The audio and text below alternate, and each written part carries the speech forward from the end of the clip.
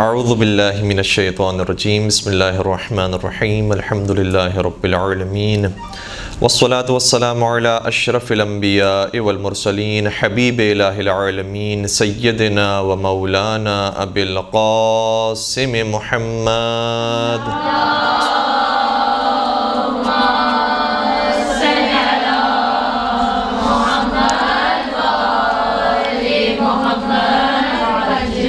وعلى اھلبیتہ الطیبین الطاہرین المعصومین المظلومین الذین اذهب اللہ عنہم الرجس وطہرہم تطہیرا۔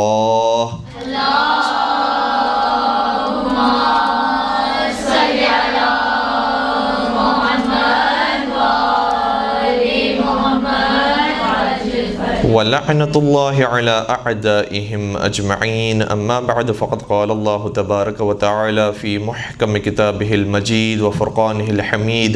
بسم الله الرحمن الرحيم رب اشرح لي صدري ويسر لي أمري واحلل عقدة من لساني يفقهوا قولي۔ درود پڑھ دیجئے محمد و آل محمد۔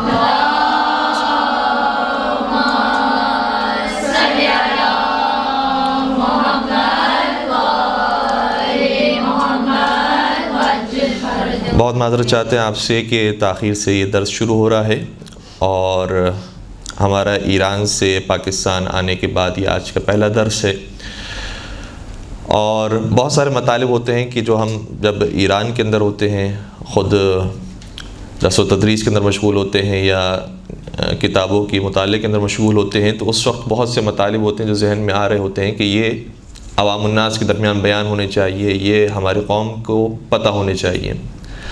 لیکن جیسے ہی سفر ہوتا ہے اور پاکستان آتے ہیں اور پاکستان کی خود زندگیوں کو قریب سے دیکھتے ہیں اور یہاں کے حالات کو قریب سے دیکھتے ہیں، تو پھر یہ احساس ہوتا ہے کہ کہیں ہم وہ مطالب کے جو اعتقادی ہیں یا معرفتی ہیں ان کو بیان کرتے کرتے یہ جو زندگی کے اہم مسائل ہیں اس سے ہم صرف نظر نہ کریں، اور جو خود لوگوں کی زندگیاں جو بہت زیادہ متاثر ہوئی ہے، چاہے وہ کسی بھی طبقے سے تعلق رکھنے والے افراد ہوں اور کسی بھی مسلک سے، کسی بھی مکتب فکر سے وہ تعلق رکھتے ہوں، بہرحال ایک عجیب اخلاقی تنزلی نظر آتی ہے، تو کیا اس کے اوپر گفتگو نہیں ہونی چاہیے؟ وہ بھی ضروری ہے، اس حوالے سے مطالعے بیان ہونے چاہیے۔ اور معصومین علیہ السلام کی زندگی میں دونوں طرح کی چیزیں نظر آتی ہیں۔ حضرت امام جعفر صادق علیہ السلام اگر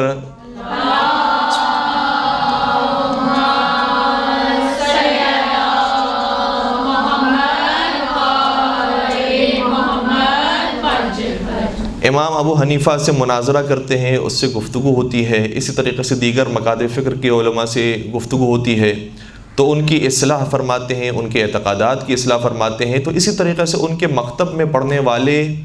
صرف ان کو امام ماننے والے نہیں ہوتے تھے، بلکہ مختلف نظریات کے لوگ ہوتے تھے،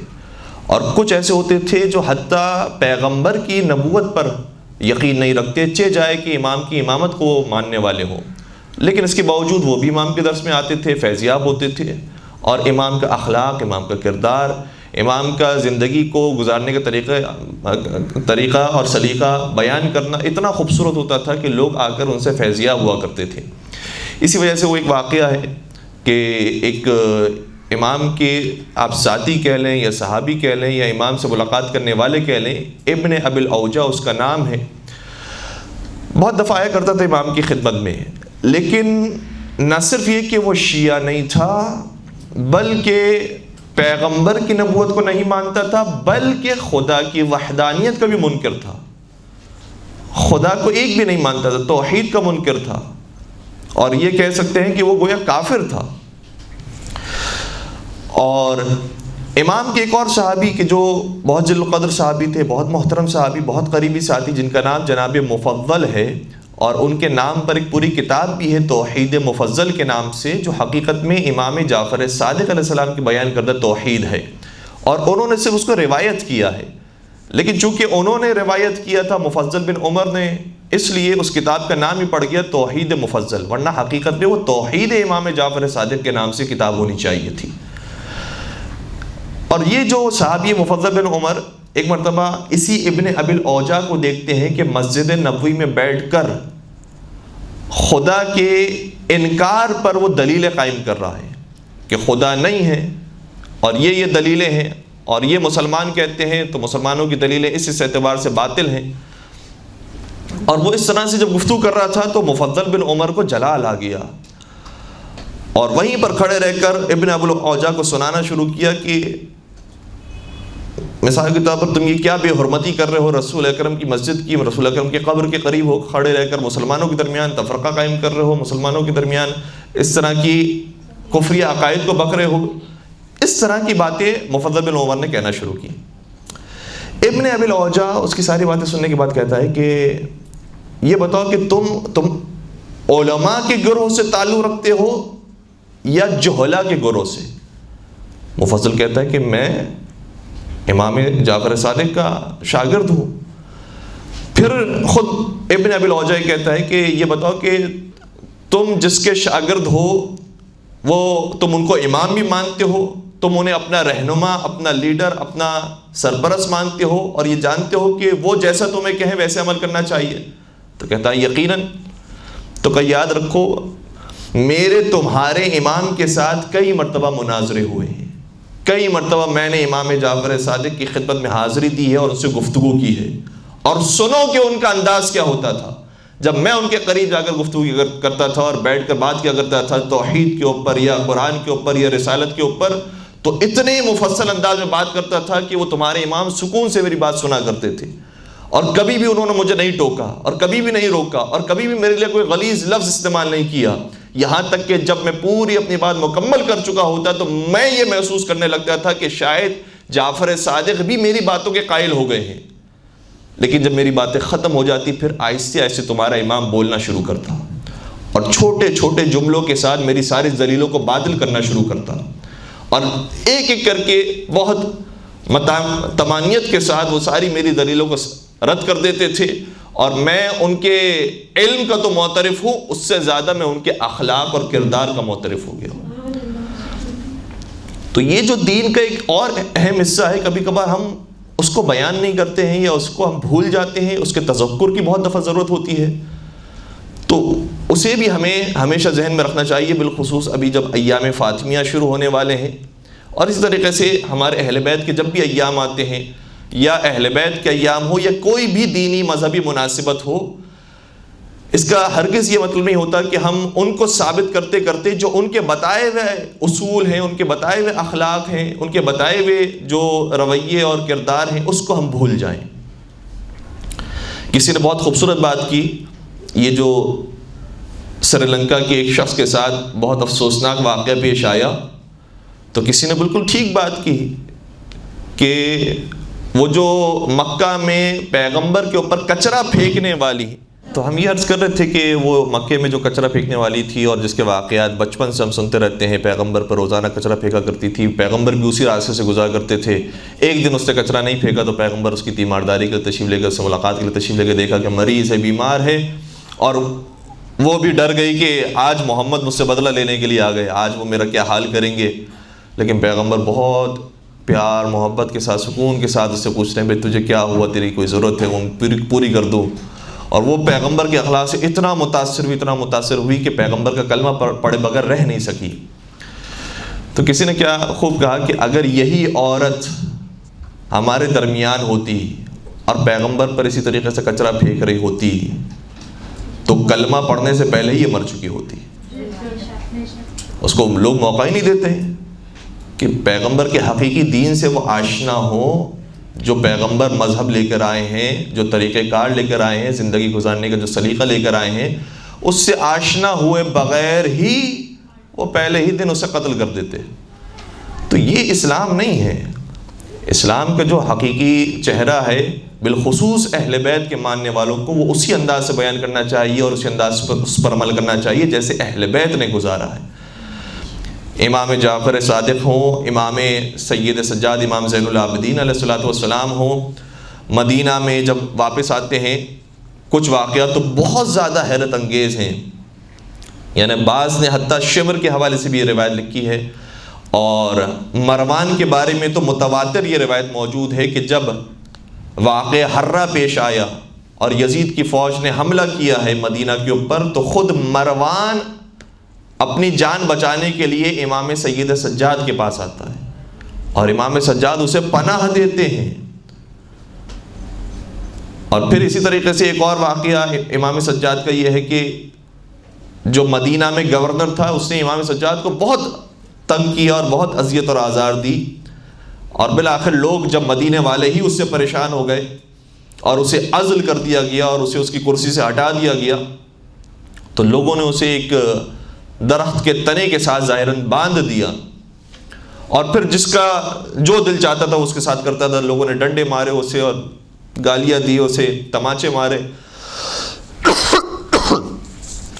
معاف کیجیے گا۔ اور پھر اس نے امام کو آتا ہوا دیکھا، اور امام اپنے پورے جاؤ حشم کے ساتھ اپنے غلاموں کے ساتھ تشریف لا رہے تھے اس کے قریب، تو وہ ذہن میں یہ تصور لیے ہوئے تھا کہ امام بھی اب آئیں گے تو اپنے غلاموں کو حکم دیں گے کہ اسے خوب مارو۔ لیکن امام اس کے قریب جب پہنچے تو امام نے اپنے غلاموں سے فرمایا اسے کھول کر آزاد کر دو، خدا خود اس سے انتقام لینے والا ہے، اسے کھول کر آزاد کر دو۔ اور امام یہ کہہ کر چلے گئے۔ تو ایسے لوگ امام کی معترف ہوئے ہیں، اس طریقے سے لوگوں نے نبی اکرم کا کلمہ پڑھا ہے۔ کبھی بھی زور زبردستی کی زبان کو اسلام نے قبول نہیں کیا ہے۔ قرآن نے اعلان کیا لا اکراہ فی الدین، دین کے اختیار کرنے میں تم کسی پر جبر نہیں کر سکتے ہو۔ ہم نے جبر نہیں کیا ہے کہ تم جبر کرو، ہم صرف ابلاغ کریں گے، ہم صرف بیان کریں گے، پیغام دیں گے کہ یہ تاریخی واقعہ سے بات ثابت ہوتی ہے، یہ قرآن کی آیات سے بات ثابت ہوتی ہے، یہ احادیث نبویہ سے بات ثابت ہوتی ہے۔ اس کے بعد کسی کو قبول کرنا ہے کرے، نہ کرنا نہ کرے۔ اچھا، اس کے برعکس ایک اور عجیب واقعہ بھی ہے، شاید وہ ہمارے اتنا معروف نہیں ہوا۔ ایک تو سری لنکا کے شخص کے ساتھ جو واقعہ ہوا وہ بہت معروف ہوا،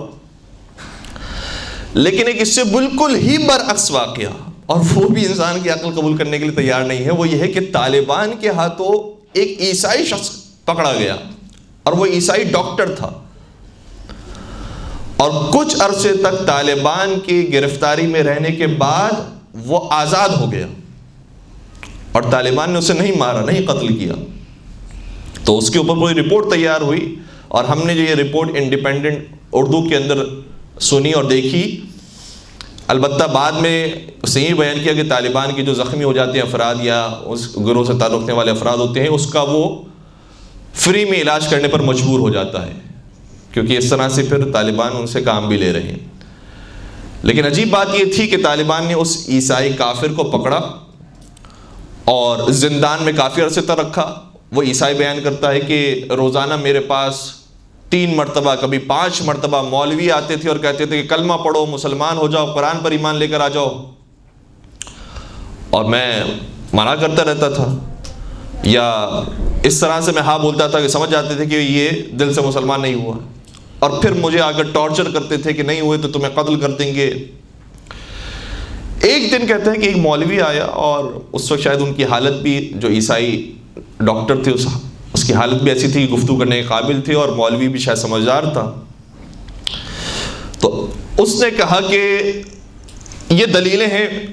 ان دلیلوں کی وجہ معاف کیجیے گا، ان دلیلوں کی وجہ سے عیسائیت درست نہیں ہے، تم اسلام لے کر آؤ۔ تو اس عیسائی ڈاکٹر نے کہا کہ مجھے معلوم ہے کہ آپ کے پاس کیا دلیلیں ہیں، اور یہ دلیلیں میں بچپن سے آپ کی اسکولوں میں پڑھتا رہا ہوں، کیونکہ میں پاکستانی ہوں، آپ کے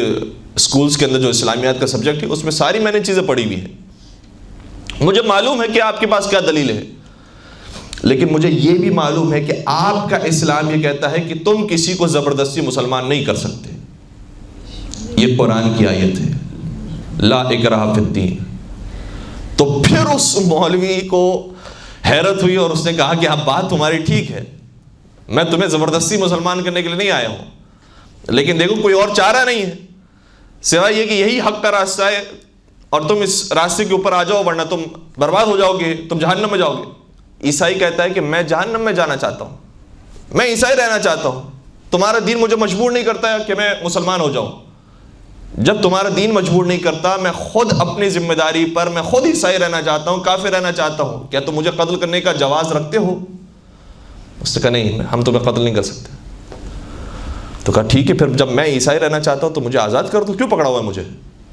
تو کچھ دنوں کے بعد یہ باتیں ان کو سمجھ میں آئی، اور اس کے بعد اس عیسائی کو آزاد کر دیا۔ تو یہ واقعہ جس طریقے سے عیسائی کے بارے میں ہے، اگر عیسائی کی بجائے کوئی شیعہ ہوتا تو کتنے فیصد چانسز ہے کہ اس کو آزاد کیا جاتا؟ بات صرف اتنی سی ہے کہ ہم کسی کو زبردستی مسلمان نہیں کر سکتے، کسی کو زبردستی ہم نہ شیعہ بنا سکتے ہیں نہ سنی بنا سکتے ہیں. ہم اپنے دلائل دے سکتے ہیں، ہم اپنے نظریات کو پیش کر سکتے ہیں، اس کے بعد اس کی مرضی ہے. نہیں ماننا چاہتا ہے مولا علی کو، نہیں ماننا چاہتا ہے مولا حسین کو، نہیں ماننا چاہتا ہے بی بی زہرا کو، نہیں ماننا چاہتا ہے امام مہدی کو، تو ٹھیک ہے، اسے اپنا جواب دینا ہے. ہمیں زبردستی کسی کو نہ مسلمان کرنا ہے اور نہ ہی مکتب اہل بیت کے اوپر لے کر آنا ہے. یہ سب سے پہلا درس ہے کہ جو ہمیں قرآن نے اور اسلام نے دیا ہے. اور جو پہلی آیت بھی قرآن کی نازل ہوئی ہے وہ یہی تھی، بسم اللہ الرحمن الرحیم، اقرأ بسم ربک الذی خلق خلق الانسان من علق اقرأ وربک الاکرم الذی علم بالقلم. کیسا سنگین معاشرہ ہے، کتنا وحشتناک معاشرہ ہے. اور اس معاشرے کے اندر جہاں سب سے بڑا گناہ ہم اپنی عقل کے حساب سے سمجھ سکتے ہیں وہ کیا ہو سکتا ہے کہ بت پرستی وہاں پر عام تھی. لیکن جو پہلی آیت خدا کی طرف سے نازل ہوتی ہے وہ یہ نہیں ہے کہ اے رسول ان کو کہہ دو کہ یہ سارے بت تمہارے باطل خدا ہیں، یہ سارے بت توڑ دیے جانے کے لائق ہیں، ان بتوں کو سجدہ نہ کرو، خدا وحدہ لا شریک کی عبادت پر آ جاؤ. اس میں سے کوئی آیت نازل نہیں ہوئی، جبکہ قرآن میں یہ آیت ضرور نازل ہوئی ہے کہ قل هو اللہ احد، لیکن سب سے پہلی آیت نہیں ہے قل هو اللہ احد. سب سے پہلی آیت ہے بسم اللہ الرحمن الرحیم اقرأ بسم ربک الذی خلق. اے رسول پڑھیے اس رب کے نام سے کہ جس نے پیدا کیا. کتنے خوبصورت انداز میں اپنی بات کا آغاز کیا جا رہا ہے. اس رب کے نام سے پڑھیے کہ جس نے پیدا کیا. اپنے اوپر غور و فکر کرو، اپنی خلقت پر غور و فکر کرو، اپنے آغاز کو دیکھو، پھر اپنے انجام کو دیکھو. خود بخود دل چاہنے لگے گا کہ ہاں خدا کی پرستش کرنی چاہیے، خدا کی عبادت کرنی چاہیے.